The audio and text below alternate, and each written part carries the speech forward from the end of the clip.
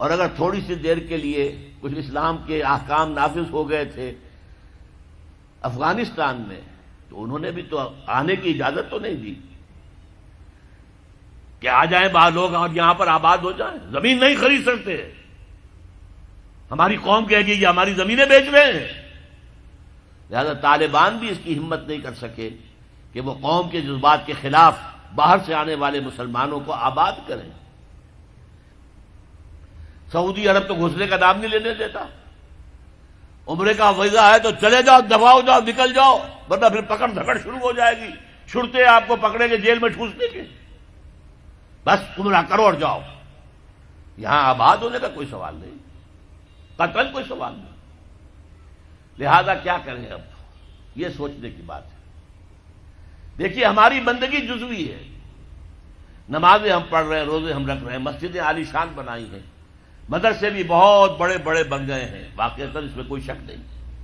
لیکن سوال یہ ہے کہ اوپر جو چھت ہے وہ تو کافرانہ ہے. قانون تو اللہ کا نہیں ہے, کتاب و سنت کے احکام تو نافذ نہیں ہے. ہاں نماز ہے, روزہ ہے, حج ہے, زکوٰۃ ہے. تو نماز اور روزہ تو ہندوستان میں بھی ہو رہا ہے. وہ تو چند ایک مسجدیں ہیں جنہیں وہ تاریخی اعتبار سے کہتے ہیں کہ یہ ہمارے مندر ہوتے تھے جنہیں مسجد بنایا گیا, ورنہ وہاں پر ہزاروں لاکھوں مسجدیں ہیں, آباد ہیں, لوگ نمازیں پڑھتے ہیں. کوئی روکتا ہے انہیں؟ ہم نے یہ ملک بنایا تھا کہ یہاں اسلام کا نظام قائم کریں گے. نماز تو آپ امریکہ میں جا کر پڑھیے, امریکہ کو کوئی اعتراض ہی نہیں. You have come here, you have purchased synagogues and churches and you have turned them into mosques. ہم نے کوئی اعتراض نہیں کیا. تم نے چرچ خریدے, تم نے سینیگوگز خرید لیے جو یہودیوں کی عبادت گاہیں ہوتی ہیں, اور انہیں مسجد بنا لیا. ہم نے کوئی اعتراض نہیں کیا. We never objected. لیکن تم کہو کہ اسلام کا نظام ہم قائم کریں گے, نہیں کرنے دیں گے تمہیں کبھی بھی.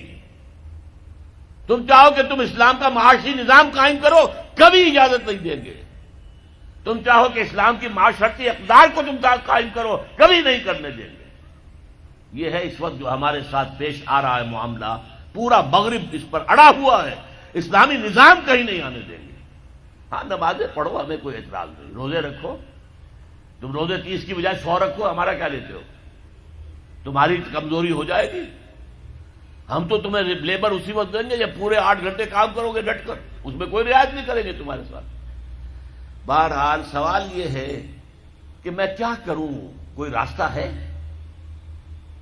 دیکھیے کنویں میں, اب آج کل تو وہ کنویں اس طرح کے ہیں نہیں, دیہات میں تو ہے. کنویں میں کتا گر گیا, بلی گر گئی, مردار ہے کنویں کے اندر, کنویں کا پانی حرام ہو گیا, نجس ہو گیا. لیکن آخر کو راستہ تو ہے نا بھائی. اتنا پہلے تو اس کتے کو یا اس بلی کی لاش کو نکال کے باہر پھینکو, اور پھر اتنے ڈول اور نکال کر باہر پھینک دو, پھر وہ پانی صاف ہے.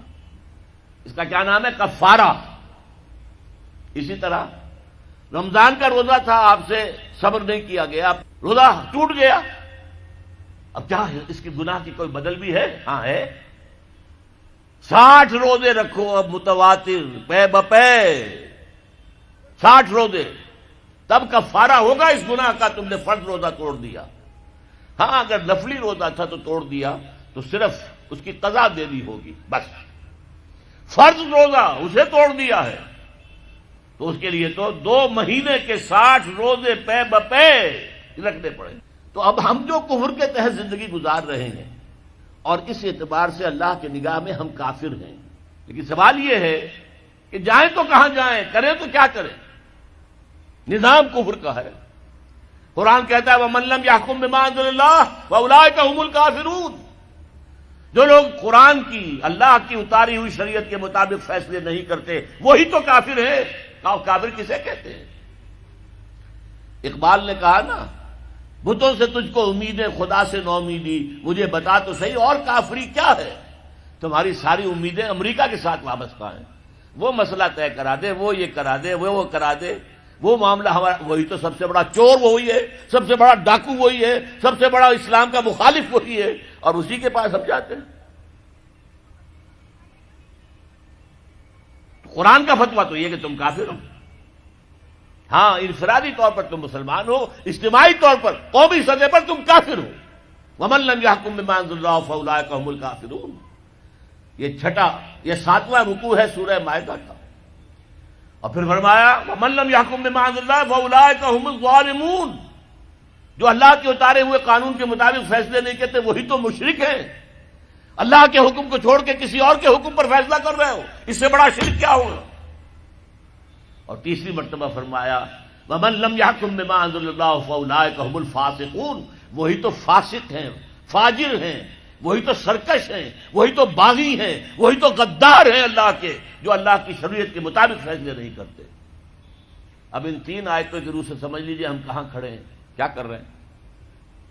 دیکھیے میں آپ کو ایک مثال دیتا ہوں. ہماری آبادی کا میں سمجھتا ہوں اکثریت تو وہ ہے جو نماز روزے کے لیے پابند نہیں ہے. ان چیزوں کا چرچا شہروں میں زیادہ، دیہات میں بہت کم رہ گیا، بہت کم، بہت کم. اور ہماری 70% آبادی دیہات کے اندر ہے. اچھا جو نمازیں پڑھتے روزے رکھتے ہیں، خاص طور پر شہروں کے کاروباری لوگ، وہ بلیک مارکیٹنگ بھی کرتے ہیں، وہ حسابات بھی غلط دیتے ہیں، جھوٹ بولتے ہیں، جھوٹ یا حلف اٹھاتے ہیں کہ یہ حساب ہم حلفیہ میں کہہ رہا ہوں یہ حساب صحیح ہے، کیا حساب غلط ہے. سودی کاروبار کرتے ہیں، اپنے کاروبار کو بڑھانے کے لیے سود کا قرضہ لیا ہے، سودی قرضہ لیا بینک سے، اپنی بلڈنگ بنانے کے لیے بہت بڑی قرضہ لیا ہے بینک سے. تو ان کی عبادت کیا ہوئی؟ وہ اس آیت کے ذیل میں آ گئے کہ نہیں؟ افتؤمنون ببعض الکتاب وتکفرون ببعض فما جزاء من يفعل ذلك منكم الا خزي في الحياة الدنيا ويوم القيامة يردون الى اشد العذاب وما الله بغافل عما تعملون. لیکن میں ان کو بھی چھوڑتا ہوں. فرض کیجئے ایک شخص ہے، نماز پڑھتا ہے پوری 5 وقتہ مسجد میں، رمضان کے روزے رکھتا ہے، اور بھی اللہ توفیق دیتا ہے ایام 20 کے روزے رکھ لیتا ہے، یا ہفتے میں 2 روزے رکھتا ہے، سوموار کے اور جمعرات کے وغیرہ، زکوٰۃ دیتا ہے، کاروبار بھی سارے حلال کر رہا ہے، حرام نہیں کر رہا، سود میں بھی براہ راست ملوث نہیں ہے، نہ پیسہ سود پہ اوپر بینک میں رکھ کر سود کھایا، نہ سود پر قرضہ لے کر کوئی اپنا کاروبار بڑھایا، نہ کوئی اپنا کارخانہ لگایا، نہ کوئی اپنے بلڈنگ اونچی بنائی. پردہ بھی اس نے اپنے گھر میں بالکل شرعی نافذ کر دیا. وہ اس پورے اسلام پر کاربند ہے جس میں وہ کاربند ہو سکتا ہے اس وقت، لیکن وہ اس قوم کا فرد ہے جو قوم اللہ کے فتوے کے مطابق کافر قوم ہے، جو اللہ کے فتوے کے مطابق مشرک قوم ہے، جو اللہ کے فیصلے کے مطابق فاسق و فاجر قوم ہے. قوم کے فرد تو ہم اسی کے ہیں.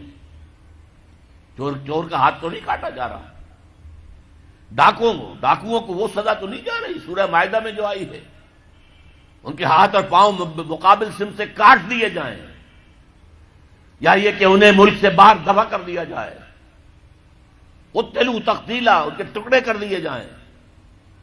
ڈاکوؤں کو کوئی سزا ملتی ہے ایسے؟ اول تو پکڑنے کا کیا سوال، پکڑ گئے تو رشوتیں دے کر چھوٹ جائیں گے. یہاں تو عدل بھی جو ہے خریدا جا سکتا ہے بڑے آرام سے، اور نہیں تو 4-6 مہینے جیل میں رہ لیں گے. وہاں بھی ان کا بڑا راج ہوتا ہے. جو ڈاکو ہوں ان کی تو ہیبت ہوتی ہے، جیل کے صدری خود ان سے ڈرتے ہیں، ساری چیزیں حرام ان کے پاس وہاں بھی پہنچتی ہیں، جیل کے اندر نکل آئیں گے. اللہ خیر صلی اللہ. کہیں شرعی سزا دی گئی کسی ڈاکو کو؟ یہاں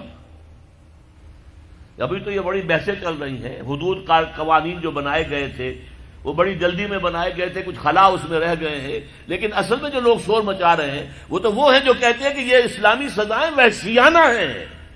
بے نظیر بھٹو کا کہنا ہے یہ وحشیانہ سزائیں ہیں، اللہ کی دی ہوئی سزائیں وحشیانہ ہیں. معاذ اللہ ثم معاذ اللہ ثم معاذ اللہ کلمہ کفر ہے.